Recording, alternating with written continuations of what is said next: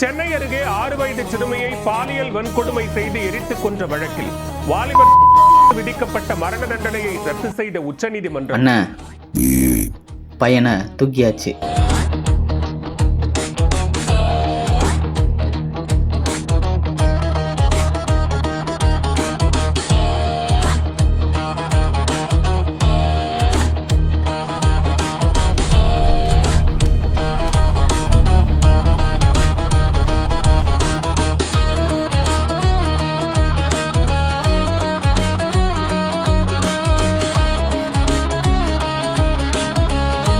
டேய், நான் யாருன்னு தெரியாம என்ன தூக்கிட்டீங்கடா.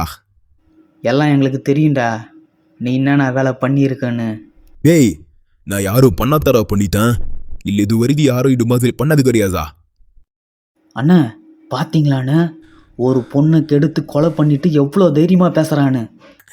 அப்படி தாண்டா பண்ணுவேன். இந்த சட்டம் எங்களுக்கு சாதகமாக தான் இருக்குது. பார்த்தல்ல, உள்ள போன ஒரே மாசத்துல ஜாமீன்ல வெளியே வந்துட்டேன். உன்னனா இப்போ கொல்ல போறேன். கொல்ல போறியா? அந்த கோர்ட்டே என் மேல தப்பு இல்லைன்னு சொல்லிச்சு. உன்னால என்ன பண்ண முடியும்? அந்த கோர்ட்டை நீ ஏமாத்தலாம். ஏன், உனக்கு சாதகமா தீர்ப்பு கூட வந்திருக்கலாம். ஆனா என் கோர்ட்ல எவனையும் ஏமாத்த முடியாது. என்ன பண்ண போற? சட்டத்தை கையில் எடுக்க போறியா? என்ன கொலை பண்ண உனக்கு யார் அதிகாரம் கொடுத்தது? அப்போ அந்த பொண்ணுகளை கெடுத்து கொலை பண்றதுக்கு உனக்கு யார் அதிகாரம் கொடுத்தது? நீங்க மட்டும் சட்டத்தை மீறலாம், நான் சட்டத்தை மீறக்கூடாதா? இந்த சட்டம் அனைவருக்கும் சமம் தான். நீ மீறும்போது நானும் மீறுறது தப்பு கிடையாது. நம்ம நாட்டோட அடிப்படை கடமையிலேயே பொண்ணுங்களை கண்ணியமா நடத்தணும், அவங்க கண்ணியத்துக்கு குறைவா ஏற்படுத்துற பழக்கங்களை கைவிடணும் தான் சொல்லியிருக்காங்க. அதுக்கு தாண்டா பெண்களுக்கு பாதுகாப்பு தர நிறைய சட்டங்கள் உருவாக்குனாங்க. ஏன் தெரியுமா? ஒரு சட்டம் இல்லைனாலும் ஏதாவது ஒரு சட்டமாவது அவங்கள காப்பாத்தும் தான். ஆனா இங்க சட்டமும் அவங்கள காப்பாத்தல, அந்த பொண்ணுக்கும் நீதி கிடைக்கல. என்ன ஒருத்தனை கொல்றதுனால இந்த உலகம் அப்படியே மாறிட போகுதா? என்ன மாதிரி ஆளுங்க இந்த உலகத்துல இருந்துகிட்டே தான் இருப்பாங்க. அவங்கள எல்லாரையும் உன்னால கொல்ல முடியுமா? உலகத்தை மாத்த நான் ஒன்னும் காந்தி கிடையாதுடா.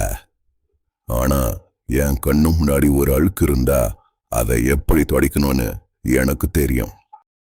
நீ ஒரு ஆளு செத்தா உன்ன மாதிரி யோசிக்கிற இன்னும் 10 பேருக்கு அந்த மரண பயம் வரும். அந்த பயம்தான் இங்க சட்டம். இங்க தப்பு தெரியாம ஒரு பீடி பிடிக்கிறதுல தொடங்கி சரக்கு கஞ்சான் ஆரம்பிச்சுட்டு கடைசியில ரேப் பண்ற வரைக்கும் போகுது. இது எல்லாத்தையும் உன்னால திருத்த முடியுமா?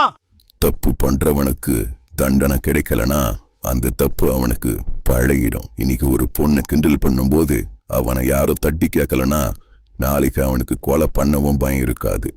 மற்ற நாட்டிலலாம் பொண்ணுங்களை கெடுத்தா ஒன்னு தலையெடுக்கிறானுங்க, இல்ல சுடுறானுங்க, இல்ல மக்களுக்கு முன்னாடி தூக்குல போடுறானுங்க.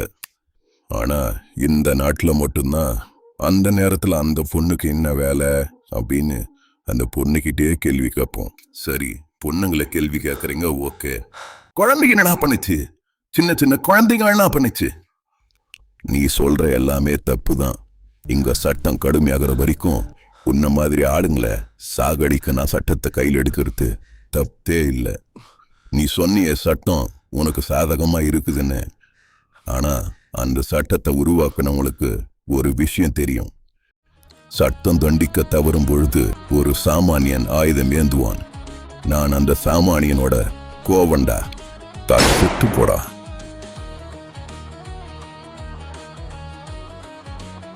சட்டம் தன் கடமையை செய்ய தவறும் பொழுது சமூகம் அதன் கடமையை செய்ய தொடங்கும்.